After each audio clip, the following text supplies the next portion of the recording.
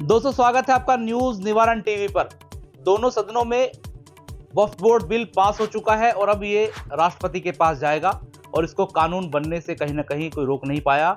और सदन में तमाम तरीके के हो हल्ला के बाद देर रात 2 बजे दोनों सदनों में ये पास हुआ। लेकिन इसको लेकर के तमाम जगहों पर तरह तरह की चर्चाएं हैं। कोई पक्ष में बोल रहा है, कोई विपक्ष में बोल रहा है। पक्ष की बात कर लें तो तमाम जो भारतीय जनता पार्टी या उनके सहयोगी दल हैं वो पक्ष की बात कर रहे हैं, कह रहे हैं कि ये बिल जो है आम जनता के लिए है। और खासतौर से विपक्ष के लोग कह रहे हैं कि ये कहीं ना कहीं मनमानी है और असंवैधानिक है। और इसको लेकर के बाकायदा अब जो राजनीतिक दलों के लोग हैं वो सुप्रीम कोर्ट का रास्ता करने लगे हैं। लेकिन इसको लेकर के जो बुद्धिजीवी वर्ग है वो क्या सोचता है, क्या समझता है, क्योंकि अभी तक भी आम जनता को ये पता नहीं चल पाया कि वास्तव में हुआ क्या है और ये है क्या। तो मेरे साथ एडवोकेट्स भी हैं, कुछ सीनियर सिटीजन भी यहाँ जुड़े हुए हैं, जिनसे जान लेते हैं आखिर इनका इस बिल को लेकर क्या कुछ कहना है, जिस तरीके से कानून बनने जा रहा है और क्या क्या प्रावधान है। वकील साहब हैं मेरे साथ। शमीम भाई, ये बताइए, आपने पूरा देखा भी और सुना भी, क्या कहना चाहेंगे जो वक्फ बोर्ड बिल जो पास हुआ है और अब लगभग कानून बनने वाला है? ये कानून तो बने गया, तो राष्ट्रपति जी की औपचारिक प्रक्रिया पूरी होनी है। लेकिन जहाँ तक बात वक्फ की बिल है, ये जिस तरह से पहले हुआ है मुसलमानों के अपने पर्सनल व्यक्तिगत मामलों में सरकार का दखल, उसकी जो उसी श्रेणी के क्रम में ही अगला इसका एक पायदान है सरकार का, जो उसने बखूबी पूरी सफलता के साथ पार कर लिया है। और रही बात बिल के सदुपयोग या दुरुपयोग होने की, तो ये तो अब वक्त बताएगा। लेकिन अगर सरकार ये कह रही है कि भैया मुसलमानों के हित में है, तो क्या भाजपा सरकार को एक यही वक्फ का एक ऐसा मुद्दा है जो सरकार के हित में काम करेगी? मैं कहना चाहता हूँ कि अगर मुसलमानों के लिए पिछले 10 सालों में कोई एक विशेष यूनिवर्सिटी, कोई स्कूल, कॉलेज अगर सरकार ने, या अपने मेरठ की बात करूँ, सरकार की तरफ से कोई अलॉटमेंट हुआ हो या बना हो, तो आप मुझे बता दो किसी विधायक मंत्री ने काम नहीं किया मुसलमानों के हित के लिए। लेकिन फिर भी मैं कहूँगा कि मैं इसमें सरकार को दोष कम दूंगा। वजह यह है कि सरकार को ये सारी चीज़ें सरकार आज बता रही है, जो एक गली गली मोहल्ले में आज वक्फ बिल की चर्चा है, तो लोगों को कम से कम ये जानने, आज हमारी जो युवा पीढ़ी है उसमें एक नई चीज़ आई, वो लोग उसके अंदर उत्सुकता है कि वक्फ बिल के बारे में जाने। जब वो जानेगी तो दोस्तों अफसोस ये भी होगा, जो आज हमें भी अफसोस है, कि भाई पिछले 100 सालों से या सैकड़ों सालों से वक्फ ने मुसलमानों के उत्थान के लिए क्या किया है, ये एक बड़ा सवाल है। आज इस वक्फ बिल के पास होने से, इस वक्फ बिल की चर्चा होने से एक बड़ा सवाल हम मुसलमानों में, यूथ में या आने वाली पीढ़ी में ये जरूर खड़ा हुआ होगा या हुआ है, क्या आखिर ये वक्फ बिल किस उद्देश्य के लिए बना था, क्या उसके उद्देश्य पूरे हुए नहीं हुए। मैं जानना चाहता हूँ, आपको भी जानकारी, आप थोड़ी देर पहले हमारी चर्चा भी होती है कि हजारों वर्ग मीटर जमीन मेरठ में ही वक्फ की संपत्ति है। आप मुझे बताओ, उस हजारों वर्ग मीटर की जमीन का जो आज मैनेजमेंट बैठा है, क्या उसने किसी जमीन के किसी खित्ते, किसी टुकड़े पर कोई यूनिवर्सिटी, कॉलेज बना के खड़ा किया? इसी मेरठ यूनिवर्सिटी में, वो मेरठ जिले में हमारे ही मुस्लिम रहनुमाओं की फैक्ट्रियां हैं, कारखाने हैं, बड़े बड़े राजनीतिक घराने हैं, सबके अपने अपने उद्योग हैं, सरकार में भी रहे, विधायक भी रहे, मंत्री भी रहे। क्या उन्होंने इस कानून, इस संपत्ति का सदुपयोग करने के लिए, क्या मुसलमानों के हित के लिए कोई बिल्डिंग, कोई निर्माण, कोई ऐसी योजना चलाई है कि जो आज मुसलमानों की जनरेशन को फायदा हो रहा हो? तो कहीं ना कहीं गलतियां हमारी है कि हम भी आपको क्या लगता है जो 1995 में अमेंडमेंट हुआ और अब जो हुआ है, इसमें क्या अंतर है? और जो कहा जा रहा है कि मुसलमानों के हितों में है, क्या ये वो चीज़ है जो आप बता रहे हैं कि 100 करोड़ की लगभग जो ज़मीनें हैं वक्फ बोर्ड की मेरठ के अंदर, खासतौर से जो जिक्र किया आपने, वो खुर्द-बुर्द कर दी गई है? तो क्या ऐसे लोगों को सजा दिलाने के लिए या उनसे ज़मीनों को लेने के लिए या सदुपयोग के लिए मुसलमानों के, ये क्या इसलिए लाया गया है जो गवर्नमेंट कह रही है? नहीं, गवर्नमेंट के एजेंडे में है कि सदुपयोग होगा, लेकिन मैं कह रहा हूँ ये काम गवर्नमेंट को कहने की, करने की जरूरत क्यों पड़ी? क्योंकि हमने उसका सदुपयोग नहीं किया, सिद्ध करनी ना। मैं आप व्यक्ति विशेष का नाम नहीं लेना चाहता हूँ, लेकिन क्या ये बात जग जाहिर नहीं है कि मेरठ में जो वक्फ की संपत्ति है उसके ऊपर बन रहे निर्माण या किसी Prem hospital and modular test tube baby centre पिछले 30 वर्षों से निरंतर आपकी सेवा करते हुए अब और भी बेहतर रूप में बिजली बम्बा बाईपास पे भी state of the art infrastructure, 24 घंटे इमरजेंसी एवं ICU, gynaecology, obstetrics, laparoscopic surgery, laser surgery, cosmetic surgery, infertility, paediatrics, NICU, trauma आदि एडवांस्ड सुविधाओं के साथ कैशलेस सुविधा उपलब्ध है। Prem hospital, inspiring healing, empowering lives, near Shoprix mall, Bijli Bamba bypass, Meerut. भी इंस्टीट्यूट से क्या किसी मुसलमान को फायदा हो रहा है, या किसी विधवा, किसी गरीब बच्चे, किसी मुसलमानों के लिए कुछ जनहित की योजनाएं चल रही है? नहीं चल रही हैं। तो वक्फ बोर्ड जो हमारा बोर्ड है, जैसे हम बता रहे हैं कि हमारे अधिकारों में अधिकार मानी किया, दखल दिया है, तो उन अधिकारों का हमारे लिए फायदा क्या हो रहा है वक्फ बोर्ड की तरफ से? कुछ नहीं हो रहा था। अब होगा नहीं होगा वो बात की बात है, लेकिन अभी तक भी कुछ नहीं मिल रहा ना। अच्छा, क्या प्रावधान है वक्फ बोर्ड से? क्या क्या आवाम को लाभ होना चाहिए, खासतौर से मुस्लिम आवाम को क्या क्या लाभ की बात कही जाती है? क्या क्या आज तक दिया गया है? जितना मैंने अभी तक इसने पढ़ा है कि जिस मद में ये जमीन वक्फ की गई थी, उसी मद में उसका उपयोग होते हुए मुसलमान को, उनके बच्चों को, उनके परिवार को, गरीब लोगों को लाभ पहुंचना चाहिए था। वक्फ की इतनी सारी जमीन यहाँ पर मौजूद है, एक जमीन ऐसी बताओ जिस पर जमीन पे बन रहे भवन से मुसलमानों को कोई फैज पहुंच रहा हो? आप कोई से भी मुझे बात उठा के बता दो, नहीं है ना। तो अच्छा, जमीनें जो वक्फ की जमीनें हैं, दुकानें, मकान, तमाम चीजें बनी हुई हैं और मुझे लगता है कि मुस्लिमों के कब्जे है और दिक्कत तो किसी को है नहीं, तो 200 रुपये में भी दुकानें दी गई हैं और ऐसे लोगों को दी गई हैं जो अपने आप में सक्षम है, अक्षम को तो नहीं दी जा रही है। तो सवाल ये भी बनता है, मैं यही तो कह रहा हूँ ना कि मान लो 200 रुपये महीना पे मकान दुकानें के लिए, उससे क्या तो लाभ पहुंच रहा है? क्या अगर आप टेंडर निकालें या दोबारा से उसे रिन्यू करें, क्या इन्हीं 200 रुपये किराए की जगह 2000 20,000 रुपये किराए के लोग मौजूद नहीं है आज के डेट में तैयार हैं? तो ये चीज़ ना तो वक्फ कर रहा है, ना हम जिम्मेदार लोग आगे कर पा रहे हैं। अब ये एक नई चीज़ चर्चा में आई है, गली गली मोहल्ले में चर्चा है वक्फ बिल का, तो इसमें काम किया जाएगा। देखो सरकार करे, वरना अच्छा सरकार को दखल करने की नौबत आई। मैं कह रहा हूँ कि मैं अपना काम में खुद ही क्यों नहीं कर पा रहा हूँ, मुझे खुद ही कर लेना चाहिए। अच्छा, सारे काम। अब बिल पास हो गया है, कानून बनने वाला है, अब तमाम जो राजनीतिक दल हैं सुप्रीम कोर्ट का दरवाजा खटखटाने की कोशिश कर रहे हैं। कई लोगों ने जो कह भी दिया है और खासतौर से असदुद्दीन ओवैसी इस बात को लेकर बड़े चिंतित हैं, कुछ कहना चाहेंगे? देखो वैसे साहब का बहुत काबिल एहतराम आदमी है, बैरिस्टर है, और मैं समझता हूँ कि देश के मुसलमान नेताओं में अगर कोई सबसे ज़्यादा विद्वान अगर मैं आज की डेट में कहूँ वो ऐसे साहब है। लेकिन मैं अपनी छोटी सी अकल से अगर बात करूँ तो जो संसद और सुप्रीम कोर्ट में फ़र्क ये है, संसद कानून बनाती है, उसका पालन कराना होता है सुप्रीम कोर्ट को। एक दो अपवाद अगर छोड़ दे, जैसे राजीव सरकार में हो गया था, सुप्रीम कोर्ट के किसी फैसले को बदलने के लिए ताकत है संसद में, लेकिन संसद के बनाए हुए किसी कानून को हवा में सुप्रीम कोर्ट बदल दे ऐसा नहीं है। बहुत फैक्ट उसे मजबूत चाहिए, और अगर वो वाकई प्रूफ कर पाएँ कि असंवैधानिक और अनकॉन्स्टिट्यूशनल है तो होगा, वरना सुप्रीम कोर्ट का काम है संसद के बनाए हुए कानून का पालन करना। तो मैं किसी वैसे साहब का, जावेद साहब का और किसी का, अमानतुल्लाह साहब, उनका नाम नहीं ले रहा किसी का, लेकिन सुप्रीम कोर्ट जब आप जा रहे हो तो सुप्रीम कोर्ट की मालूम है एक संसद का बना हुआ कानून है, तो इतना आसान नहीं है। बाकी राजनीतिक दल अपना वाही लूटने के लिए, राजनीतिक दलों की वाहवाही की बात यह है कि सदन में तो कुछ कर नहीं पाए विपक्षी दल, कहा कि हम सड़कों पर जाएंगे, आवाम से बात करेंगे। तो क्या आवाम से बात करने से क्या ताल्लुक है? क्या आप राजनीति एतबार से अपनी जो है राजनीतिक रोटियां सेकेंगे, अपनी वोट पक्की करेंगे? ये इसका क्या मतलब है फिर? ऐसा है, इस वक्त बिल के लिए एक बहुत बड़ा पिछले 6 महीने से एक ढोंग सा रचा जा रहा है। जैसे मैं आपको बता दूं, आपको पता हो पूरे देश में गली गली मोहल्ले में बार कोड का एक चलन चला गया। क्या बार कोड की संख्या के आधार पर देश में कानून बनाए जाते हैं? क्या उनके संख्या के आधार पर देश में कानून में परिवर्तन होता है? क्या एक ढोंग चल रहा है बस कि ये कर देंगे, धरना कर देंगे, कुछ नहीं होना है। लोगों को सिर्फ चर्चा में रहने का शौक है, चर्चा में रहने के लिए आलतू फालतू अनर्गल शराब ये चलता रहता है। किसी के बार कोड करने से, किसी के धरने से कुछ हो नहीं रहा है। और अगर धरने करना है तो फिर कहो ना कि आमना निशान है, जब तक बनने जाते बैठेंगे, बताओ किसने घोषणा करी हो। सुप्रीम कोर्ट जाना भी सिर्फ एक ठीक है एजेंडा हो सकता है, किसी एजेंडे से जाना है। मेरे हिसाब से, मेरी अपनी छोटी सी बुद्धि से अकल में देखो तो इसमें कुछ होना है नहीं। संसद बनाया हुआ कानून देश के न्यायपालिका को, देश के नागरिकों को मानना होता, यही संसद की ताकत है। Swami Vivekanand Subharti University, one of the leading universities of North India. 250 acres campus, 220 plus professional and vocational programs, 20,000 plus students, state of the art infrastructure. Come and give wings to your career with Swami Vivekanand Subharti University, where education is a passion. NH58, Meerut, Delhi, NCR. शुक्रिया। मेरे साथ अभी और जिम्मेदार हैं sir. Committee भी बनी इस कानून से पहले, और सरकार की जो मशीनरी थी पूरी, जेसीबी बनी, और उसमें विपक्ष के भी सांसद रहे। हालांकि लगातार बैक टू बैक एलिगेशन ये लगते रहे, वॉकआउट भी होते रहे कि हमारी सुनी नहीं जा रही है और चीज़ें जो है जो की जा रही हैं वो असंवैधानिक है। और बाकायदा जो भाजपा के सहयोगी दल है, नीतीश है, नायडू है, और कई सारे हैं, चिराग पासवान है, राष्ट्रीय लोकदल के अध्यक्ष जयंत चौधरी हैं, मुस्लिम आवाम की वोट से वो सदन पहुंचे हैं। अब लेकिन उन्होंने साथ नहीं दिया है, तो उन्होंने पढ़ा तो होगा।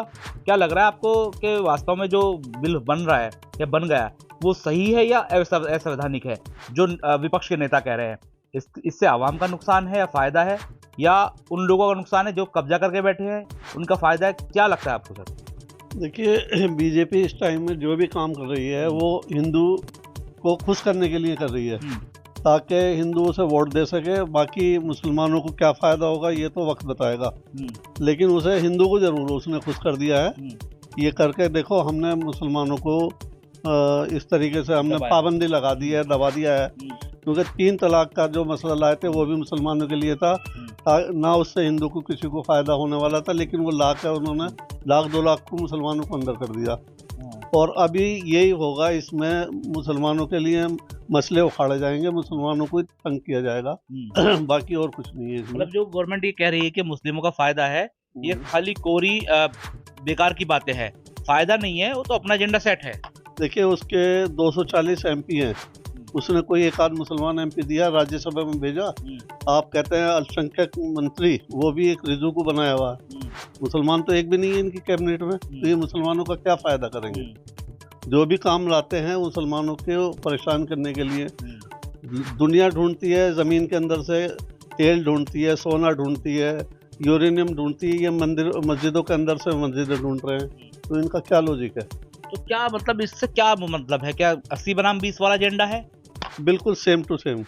हाँ, वही है कि हमारे पास में 80% को हमें खुश रखना है, बस 20% का हमारा कोई मतलब नहीं है। उनका फीचर, उनकी संस्कृति, उनकी तहजीब सब खत्म करने पे तुले हुए हैं। अच्छा, आम आदमी पार्टी के राज्यसभा सांसद संजय सिंह वो कह रहे हैं कि अभी तो मुसलमानों का नंबर है, दलितों का भी आएगा, क्रिश्चियनों का भी आएगा। तो दलित नेता भी कई हैं जो इसके विपक्ष में रहे, हालांकि मायावती की अगर बात कर ली जाए वो किसी सदन में नहीं है, ये भी बड़े स्तर पर वोट लेने आते हैं मुसलमानों की। और दलित और मुस्लिमों की बात कर ली जाए तो फुल मेजोरिटी में गवर्नमेंट भी आ सकती है। तो फिर ऐसी कौन सी कमी है कि जो दलित हैं और दलित नेता विपक्ष में भी हैं, बावजूद इसके बिल्कुल जो मुसलमानों की, दलितों की स्थिति है वो शून्य हो चुकी है? देखिए, मुसलमान तो बेचारा यहाँ 4थे दर्जे का नागरिक है इस टाइम में, और इसे अगर जो बीजेपी परेशान कर रही है, कांग्रेस ने भी कोई कमी नहीं छोड़ी दुखी करने के लिए। स्टार्टिंग कांग्रेस ने करी है और बीजेपी एंड करने पे तुली हुई है। मुसलमानों को के हक में जो भी उसके बेहक के फैसले हैं वो सब बीजेपी एंड कर रही है। वो सर पर हाथ रख के छुरा घोंपती थी कांग्रेस, ये सामने से वार कर रही है बीजेपी। अब ऐसे में मुस्लिम आवाम को क्या करना चाहिए? मुस्लिम आवाम अपने कामों पे ध्यान दे, अपने बच्चों की पढ़ाई पे ध्यान दे, क्योंकि इन्हें जो करना है वो तो करके छोड़ेंगे ये। अच्छा, मुस्लिम आवाम का क्या लाभ और नुकसान है कि अमेंडमेंट हुआ है या नहीं हुआ है, 95 में हुआ, अब हुआ, मुस्लिम आवाम का क्या नुकसान और फायदा लग रहा है इससे आपको? देखिए, मुसलमानों का तो ना तो देखा जाए तो वक्फ बोर्ड ने भी कोई फायदा नहीं पहुंचाया मुसलमानों को, वो भी काबिज होकर बैठे हुए हैं, वो भी अपने खास बंदों को इसका फायदा पहुंचाते हैं, आम पब्लिक को कोई फायदा नहीं है। कोई सवाल जवाब करने वाला नहीं है। आपके पास लग्जरी गाड़ियाँ कहाँ से आ गई? आपकी 10,000 की तनख्वाह है, मस्जिद में बैठे हैं, मदरसे में बैठे हैं, बड़ी बड़ी गाड़ियाँ हैं, अच्छे अच्छे खाने हैं। मुसलमानों में 80% लोग तो गवर्नमेंट के राशन पे जिंदा हैं, आपको पूछता ही नहीं है। जबकि पूछेगा नहीं तो ये तो तानाशाही होगी और फिर गवर्नमेंट तो इन्वॉल्व होगी। बिल्कुल यही बात है, जो हमारे रहनुमा हैं वही सबसे पहले मुसलमानों को नुकसान पहुंचा रहे हैं, चाहे वो मदरसों की शक्ल में है या NGO शक्ल में बैठे हुए हैं या वक्फ बोर्ड में, वो भी मुसलमानों को नुकसान पहुंचा रहे हैं। ये हमारी एक बदनसीबी कह लीजिए। अब मुसलमानों को कहा जा रहा है कि आइए सड़कों पर, प्रोवोक किया जा रहा है एक तरीके से NRC की तरह, फिर वही मुकदमेबाजी होगी, लोग जेल चले जाएंगे और ये नेताओं का कहना तो वोट की राजनीति करनी है। ऐसे लोगों को कुछ कहना चाहेंगे? बस ये है कि मुसलमान अब जो भी काम करे होशियारी से करे, ये भी देखे कि भाई किसको वोट देनी है और किसको नहीं देनी। खासतौर से जयंत चौधरी है या नीतीश है या नायडू है, इनको तो बिल्कुल भी ना दी जाए, क्योंकि ये गद्दार किस्म के लोग हैं कि वोट मुसलमानों की लेते हैं, फिर सपोर्ट बीजेपी को। जो सड़कों के लिए आह्वान कर रहे हैं उनकी बात सुने ना सुने? नहीं, बिल्कुल नहीं सुननी चाहिए, अपने घर में बैठे हैं, कोई वो नहीं है। क्योंकि सड़कों पर आने से मुझे नहीं लगता कि कानून वापस होगा। नहीं, कुछ नहीं होने वाला और मुसलमानों का नुकसान हो जाएगा। 2-4 बच्चे तो चोट भी पहुंच सकती है, गोली भी लग सकती है, फिर आवाम मुसलमानों को ही दोषी ठहरा दिया जाए। तो गोली किसी की भी लगे, लेकिन वो कह दिया जाएगा कि मुसलमान की गोली से मरे। लेकिन कहीं ना कहीं एक बात और गाय बगाए कही जाती है, अब मुसलमानों को विरोध करने का भी अधिकार नहीं रहा। देखिए, वक्त तो आएगा, विरोध भी करा जाएगा और वोट की जो वोट है उसका अधिकार से भी इस्तेमाल होगा। कल इनके 300 प्लस थे, 400 ये जाने को तैयार बैठे हुए थे, आज इन्हें 240 पे लाकर छोड़ा है, कल को 240 के भी 140 हो सकते हैं। जो बैसाखियां हैं, साफ तौर पर इनका कहना यह है, जो बैसाखियां हैं और मुझे लगता है कि अब बिहार में चुनाव है तो बैसाखियों पर कहीं ना कहीं मुस्लिम आवाम वार करने के मूड में है, और कहीं ना कहीं वक्फ बोर्ड में जो बिल बना है, जो पुराने वक्ताओं से बात हुई है, सीधी सीधी राजनीति है। जब कानून बना 3 तलाक को लेकर कहा गया कि मुस्लिम महिलाओं का फायदा है, फायदा हुआ नहीं हुआ हमें तो नहीं पता। अब इसके लेकर कहा जा रहा है फायदा है, होगा नहीं होगा ये भी भविष्य के गर्भ में है, लेकिन ये बिल बन चुका है और इससे अब लोग जो नेता हैं वो कह रहे हैं आइए सड़कों पर आह्वान कर रहे हैं। क्या लगता है आपको, जो ये हो रहा है, जो गवर्नमेंट ने किया सो किया, अब जो विपक्ष नेता करने जा रहे हैं, करना चाहते हैं, कितना सही मान रहे हैं आप उसको? सड़कों पे आने से पहले क्या फायदा हुआ? कुछ भी पहले फायदा नहीं हुआ। 3 तलाक के मुद्दे पे लोग सड़कों पे आए, कुछ फायदा नहीं हुआ, क्योंकि गवर्नमेंट की मनमानी है। गवर्नमेंट अपनी मनमानी करती आ रही है, आज भी कर रही है, कल भी करेगी। इसमें तो वक्फ बोर्ड में पहले अवेयरनेस, अपने जो उलेमाए थे जो वक्फ बोर्ड को चला रहे हैं उनको पहले अवेयर कराना था अपने मुसलमानों को। अगर वो अवेयर करा देते तो साहब आप पूछ रहे थे कि आप इतने 100 साल से धन इकट्ठा करके कहाँ बैठे थे, 30 नंबर की संपत्ति है।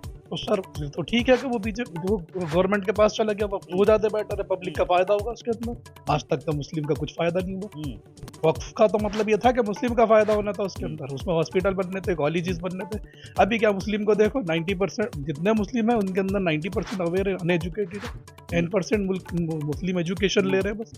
अगर ये वक्फ का सही यूज होता तो मुस्लिम एजुकेशन लेते, कहीं भी एजुकेशन नहीं ले रहे। अभी देखो, चाहे तो उनको दीनी तालीम देखो, चाहे दुनियावी तालीम देखो, मुसलमान पीछे है। अच्छा, आपने बात की एजुकेशन की। एजुकेशन का अगर देखा जाए, लेटेस्ट जो रेशो है मुसलमानों का बहुत डाउन है। और सर सैयद साहब की बात कर ले, AMU JMU की बात कर ले, इनके अलावा कोई इदारे ऐसे डेवलप नहीं हो पाए हैं। वकील साहब ने भी कहा कि बड़े बड़े जो है मुसलमान बैठे हैं, बड़े बड़े कारोबारी है, किसी ने ना तो इस बारे में सोचा है। और जमीयत के लोगों से हमने कई बार बात करने की कोशिश की कि चंदा इकट्ठा कर लो, स्कूल बना लो, जबकि जमीयत के पास काफ़ी फंड है और तमाम जगहें ज़मीनें पड़ी हैं वक्त की, चाहते तो कॉलेज बना लेते। ये केवल कहते रहे, खेलते रहे, अब इम्प्लीमेंट चीज़ों को क्या नहीं। अब गवर्नमेंट आ गई है तो चिल्ला रहे हैं। देखो, पहले मुसलमानों की भावना से तो खेलना का शुरुआत जो हुई है वो खुद वक्फ ने की। अगर उसको सही से यूज पहले होता तो आज ये नौबत नहीं आती, गवर्नमेंट इसमें दखल नहीं देती, क्योंकि उसके लिए उनके पास खुद अपने मजबूत सारे प्रूफ होते हैं कि हम ये कर रहे हैं, वो कर रहे हैं। अब गवर्नमेंट तो साबित कर रही है ना कि ये प्रॉपर्टी का कुछ यूज ही नहीं है। अभी बात हो रही थी कि वो वक्फ की कोई भी संपत्ति को 200 रुपये महीना किराए पे दे रहा है। जिसने 200 रुपये महीना दी उसने आगे 2000 रुपये महीना, 5000 रुपये महीना को आगे किराए पे दे दी। तो कमा कौन रहा है? जो बीच में ले रहा है गवर्नमेंट का। तो मेरठ में ऐसी भी स्थान, ऐसी भी जगह है जो वक्त की संपत्तियां हैं, और आप ही के भाइयों ने, हमारे भाइयों ने वहां पर बिल्डिंगे बना करके दुकान सेल कर दी है। दिखाया गया कि 200 रुपए की किराए पर है, लेकिन अंदर खाने पैसा लिया गया। हालांकि ये केवल मैं नहीं कह रहा हूँ, ये तमाम अखबार छाप रहे हैं, लोग कह रहे हैं ऐसा है। और अगर ऐसा है तो फिर गवर्नमेंट को दोष क्यों दे रहे हैं? नहीं, गवर्नमेंट देखो, गवर्नमेंट को दोष देना नहीं देना, ये गवर्नमेंट तो असल में मुसलमान के हित में है ही नहीं। अभी जो इससे पहले गवर्नमेंट थी उनको वोट बैंक था क्या, कि मुस्लिम वोट बैंक से काम कर रहे थे। इनको हिंदुओं को खुश करना है, मुसलमानों को खुश नहीं करना।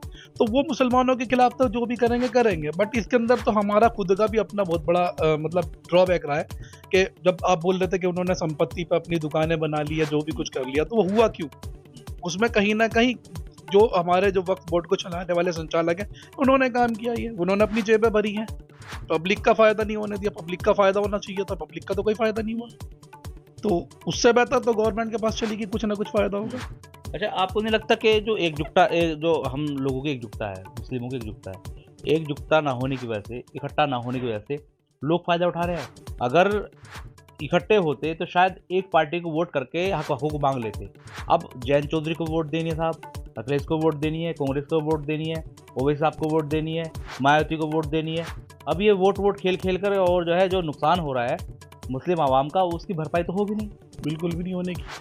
होगी कैसे जब मुसलमान एकजुट होकर, कोई अपना नेता नहीं है, कोई भी अलग अलग जगह पार्टियों पर बटे हुए सब लोग मुसलमान, कोई मुलायम सिंह की पार्टी में जा रहा है, कोई मायावती की पार्टी से वोट दे रहा है। अगर मुस्लिम खुद कोई नेता हो तो अपना भी कुछ वजूद होता। आज वजूद ही नहीं है, क्योंकि बीजेपी अपना काम कर रही है। फिर उसी हिसाब से सदर में गिने चुने लोग हैं। हाँ, 2-4 गिने चुने ही हैं, उनसे क्या हो सकता है? कुछ भी नहीं हो सकता। तो मेजोरिटी तो नहीं है ना अपनी, 80% हिंदू है, वो काम कर रहे हैं अपने लिए। अब मुझे आखिरी ये बताइए, जो कानून बना है आप इसको सही मान रहे हैं, गलत मान रहे हैं? बिल्कुल दिल से बताना है, क्योंकि गवर्नमेंट अपने हिसाब से सही बता रही है, विपक्ष अपने हिसाब से बता रहा है, आम जनता को पता ही नहीं साहब हो क्या रहा है। देखो अभी तो जनता को मुस्लिम्स में अगर देखें तो जो अनएजुकेटेड लोग हैं उनको यही नहीं पता वक्फ है क्या। अगर उनको पता होता तो वो आगे कुछ बात करते हैं वक्फ भी कोई चीज़ है, क्योंकि उसको अवेयर नहीं। मैं बार बार एक ही बात बोल रहा हूँ कि अवेयर नहीं करा। और हो सकता है कि उन लोगों का पता चल जाए कि वक्फ कोई चीज़ थी या हमारी इतनी प्रॉपर्टी थी, हो सकता है अब फायदा हो जाए। पहले नहीं हुआ, अब हो सकता है फायदा हो जाए कुछ। देखते हैं क्या होता है। बहुत शुक्रिया सर। ये बताइए, वक्फ अब तो ट्रेंडिंग मुद्दा है, विपक्ष के नेता तक सुप्रीम कोर्ट पहुंचने लगे हैं, लेकिन नौबत इतनी आई कैसे? हालांकि गाहे बगाए ये कहा जा रहा है कि हमारे लोगों ने चीज़ों को मैनेज नहीं रखा, सही नहीं रखा, और अब जो आफतें आने वाली हैं, जो आ रही हैं, उसमें गवर्नमेंट को दोष दिया जा रहा है। पहले जो एप्लीकेंट बनी महिलाएं 3 तलाक पर मुस्लिम महिलाएं थी, अब जो गवर्नमेंट कर रही है मुस्लिम नेताओं की वजह से, मुस्लिम जो वक्त में बैठे लोग थे उनकी वजह से सब कर रही है। तो कहीं ना कहीं गवर्नमेंट के साथ साथ आपको नहीं लगता कि ऐसे लोग भी जिम्मेदार हैं जिन्होंने चीज़ों को समझा नहीं और बंदर बाट कर लिया, खुर्द-बुर्द कर लिया चीज़ों को? इसमें मैं तो यही कहना चाहूँगा कि इसको थोड़ा सा दूसरे पहलू से भी देखना चाहिए। इसे मुसलमान एंगल से ना देखकर इसको राजनीतिक एंगल भी देखना चाहिए। इसमें क्या है कि 4 लोगों को पूरी तरीके से मुर्गा बनाया गया है। बीजेपी की सरकार सन 2014 से थी और आज लगभग उसको 11 साल हो गए। 10 साल पहले भी ये कानून बन सकता था जब ये पूर्ण बहुमत में थे। जब ये कानून नहीं बना उसका रीज़न ये था कि इनके साथ जो अब 4 मुर्गे हैं जी, तो जो 4 मुर्गे हैं जिनमें से जो मेन है जो नीतीश जी हैं, चंद्रबाबू नायडू हैं, आज की तारीख में इनकी स्थिति ये है कि इनके सारे मुस्लिम विधायक जा रहे हैं। अब जयंत चौधरी जी के साथ देखिए, गुलाम मोहम्मद हैं, एक और मुस्लिम विधायक हैं, वो उनकी भी स्थिति ऐसी हो रही है। किया जा रहा है। हाँ बिल्कुल। अब आने वाले टाइम में, आने वाले चुनाव में 5 महीने के बाद बिहार में चुनाव है। अब इनका स्टैंड क्या होगा? अब इनको देखना होगा नीतीश जी को, चंद्रबाबू नायडू को, कि अगर ये बीजेपी से अलग होते हैं तो कांग्रेस इनके साथ मिलकर सरकार नहीं बनाएगी। ये थाली के बैंगन हो जाएंगे, ना इधर के रहे और ये ना इधर के रहे। ओरिजिनल पार्टी खत्म हो जाएंगी, बिल्कुल खत्म हो जाएगी। और ये एंड में वही होंगे कि इनको बीजेपी का अर्दली बनना पड़ेगा, हर सूरत में बनना पड़ेगा। इसके अलावा इनके पास कोई चारा भी नहीं बचा। हाँ, तो पहले से कहा तो ये जा रहा था कि गले की हड्डी भाजपा ने ऐसी दे दी है ना, उगली जाएगी ना निगली जाएगी। अब निगल ली है तो समस्या तो होंगी। अब बिल्कुल, अब समस्या तो बहुत ज़्यादा होंगी, क्योंकि जो चुनाव में इनको नतीजे आएंगे उनको सब देखना पड़ेगा। मुस्लिम वोटर इनसे कटेगा, सीधी सी बात। जब मुस्लिम वोटर इनसे कटेगा तो वोट कहीं ना कहीं किसी और पार्टी को फायदा होगा। उस पर सपा भी हो सकती है, ओवैसी साहब भी हो सकते हैं, कांग्रेस भी हो सकती है, सभी को फायदा होगा। लेकिन कम से कम इनको तो पक्का है कि इनको नुकसान ही होगा।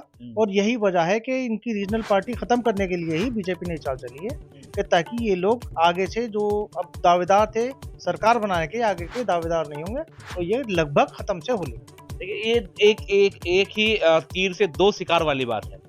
आवाम, मुस्लिम आवाम जो बैसाखी है इन पर वार करना चाहती है। गवर्नमेंट भी ये चाहती है कि बैसाखियों पर इस कदर वार हो कि भविष्य में खड़ी ना हो पाए और पार्टी केवल 2 बचे, रीजनल पार्टी का सफाया हो। कांग्रेस के और भाजपा के बीच में चुनाव होगा, लेकिन भाजपा 80 बनाम 20 की रणनीति पर है। तो ऐसे में 80 बनाम 20 में भाजपा का ही कहीं ना कहीं फायदा होता दिख रहा है, क्योंकि मुस्लिम आवाम भले ही कहीं चली जाए है तो 20%, और हिंदू आवाम कहीं ना कहीं देखा जाता है कि भाजपा के अलावा कहीं जाना नहीं चाहती है। तो 40% 50% से ऊपर वोट पड़ जाता है, तो ऐसे में भाजपा को फायदा होता है। तो आपका तर्क ये है कि चारों जो इनके साथ सहयोगी दल हैं, चिराग हो, राष्ट्रीय लोक दल हो, नीतीश नायडू हो, अब मुस्लिम आवाम इनको वोट नहीं देगी, कहीं ना कहीं कांग्रेस और भाजपा का मैटर बचेगा। तो आप वक्फ बोर्ड का मुद्दा ना समझकर एक राजनीतिक स्टंट भी कह सकते हैं कि इन चारों को बिल्कुल साफ कर दिया गया है आने वाले चुनावों के लिए। अच्छा, इसका तर्क ये है कि अगर चाहते तो पहले भी कानून लेकर आ सकते थे जब पूर्ण बहुमत में थे। बिल्कुल, 2014 से सरकार है, पूर्ण बहुमत में थे, आराम से लोकसभा में, राज्यसभा में आसानी से ये कानून पास हो सकता था। लेकिन जब ना करके ये अब किया गया है, तो ये अमित शाह जी जो कि हमारे गृह मंत्री हैं और बाकी लोग जो हैं, उनकी अच्छी चाल है। ठीक है, राजनीति है, हर आदमी अपने अपनी तरीके से गेम खेलता है, उन्होंने भी कुछ सोचा होगा, कुछ करा होगा। अच्छा, एक सवाल मैं ले लेता हूँ आपसे, जानकारी आपको है। हर तीसरा व्यक्ति ये कह रहा है, खासतौर से बहुसंख्यकों में, कि जनसंख्या नियंत्रण कानून आना चाहिए। और राष्ट्रीय लोग जो आपके किसान नेता हैं राकेश टिकैत, उन्होंने भी जब इस पर पूछा गया बोर्ड पर, तो उन्होंने कहा कि इधर उधर भटक रहे हैं, जनसंख्या नियंत्रण कानून लेकर आना चाहिए। तो आपको क्या लगता है कि इस तरह के कानून जो वास्तव में ज़रूरत है, उनको न ला करके इधर उधर ये कर रहे हैं, तो ये भी वही चीज़ है 80 बनाम 20 वाली? और जबकि इनके ही सहयोगी दल कह रहे हैं, और तमाम जो हिंदूवादी नेता हैं वो आवाज़ उठाते हैं सड़कों पर, आ जाते कि जो है कानून लेकर आए। तो इस पर राकेश टिकैत ने भी ये कह दिया है।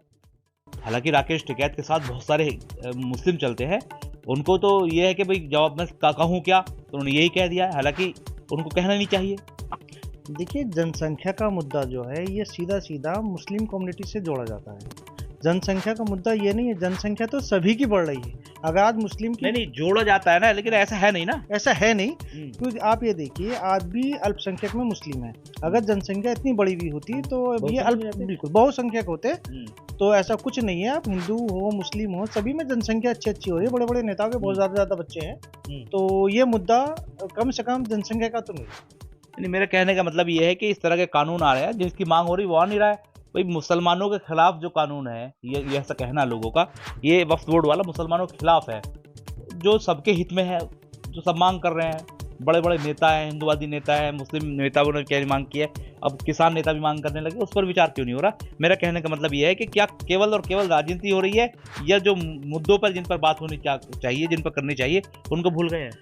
देखिए जी, मुद्दों पर तो कोई बात ही नहीं हो रही है। जो मेन मुद्दा है महंगाई का मुद्दा है। ट्रम्प ने क्या क्या किया है, मतलब आयात पे क्या शुल्क लग रहा है, निर्यात पे क्या शुल्क लग रहा है, बेरोजगारी कहाँ जा रही है, किसी जो मेन मुद्दे हैं वो नहीं हो रहे हैं। सिर्फ वही मुद्दे छेड़े जा रहे हैं जो मुस्लिम कम्युनिटी से जुड़े हुए हैं, चाहे वो 3 तलाक का मुद्दा हो, चाहे वो वक्फ बोर्ड का मुद्दा हो। अब आने वाले टाइम में सीधी सी बात है, लोग बाग कहते हैं जैसे कि, और बहुत सारे लोगों से मैंने सुना है कि गलत वर्डिंग है, लेकिन कहते हैं कि जहाँ जहाँ खुदा है वहाँ वहाँ खुदेगा। तो सीधी सी बात है, मुस्लिम कम्युनिटी को टारगेट करा जा रहा है, इसके अलावा कुछ नहीं। बहुत शुक्रिया। मेरे साथ तमाम जो शहर के बुद्धिजीवी लोग हैं वो जुड़े, और इन्होंने साफ शब्दों में ये कहा है कि जो कानून बना है ये कहीं ना कहीं उन लोगों की वजह है जो लोग काबिज थे वक्फ बोर्ड पर, उन्होंने ध्यान नहीं दिया। और ख़ास तौर से जो अब आह्वान किया जा रहा है कि मुस्लिम आवाम आए, सड़कों पर आए और इसका विरोध करे, ये भी कहीं ना कहीं एक राजनीति है। अगर आह्वान करने से या सड़कों पर आने से कानून बनते और बिगड़ते तो कोई भी कर सकता था। और दूसरा सबसे बड़ा मैं आपको एग्जांपल दूं, एनआरसी के समय में शाहीन बाग में एक लंबे समय तक प्रोटेस्ट हुआ, और वो प्रोटेस्ट इतना लंबा हुआ कि किसी भी सूरत में कानून वापस नहीं हो रहा था। एनआरसी आने ही वाली थी, लेकिन कोरोना की वजह से उसको पोस्टपोन किया गया, और वही स्थिति आज बन रही है। अगर मुस्लिम आवाम सड़कों पर आएगी या कहीं धरने प्रदर्शन करेगी या आमरण अनशन करेगी तो ये गले की फांस बन सकती है।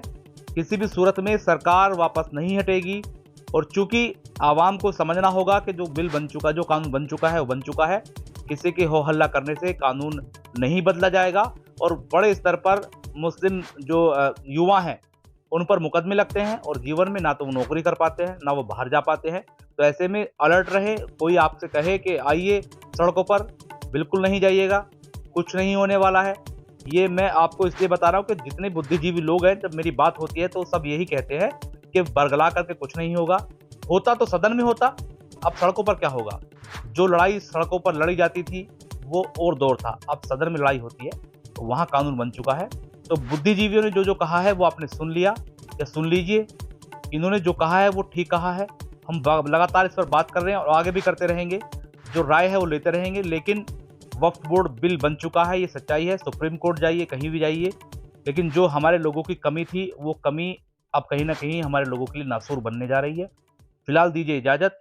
अपने सहयोगी फहीम के साथ मैं मनोवर चौहान, न्यूज़ निवारण टीवी। जय हिंद।